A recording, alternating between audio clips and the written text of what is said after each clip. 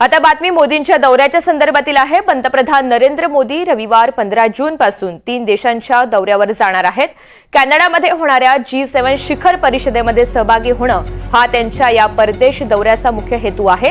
त्याशिवाय सायप्रस आणि क्रोएशिया या देशांना सुद्धा ते भेट देतील। मोदी यांच्या दौऱ्याची सुरुवात सायप्रस भेटीने होणार आहे। ते कॅनडामध्ये होणाऱ्या G7 शिखर परिषदेमध्ये सुद्धा सहभागी होतील। त्यानंतर मोदी 16 आणि 17 जून रोजी परिषदेमध्ये सहभागी होतील। त्यापूर्वी 15 आणि 16 जून रोजी ते सायप्रस या ठिकाणी असतील। G7 देशांचे नेते, इतर आमंत्रित देश आणि आंतरराष्ट्रीय संघटनांच्या प्रमुखांशी ऊर्जा, सुरक्षा, तंत्रज्ञान या विषयांवर सविस्तर चर्चा होईल।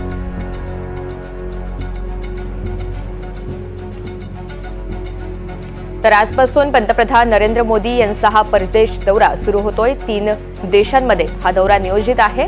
विविध विषयांवर यामध्ये चर्चा होणार आहे आणि खास करून कॅनडामध्ये G7 शिखर परिषदेत मोदी सहभागी होतील।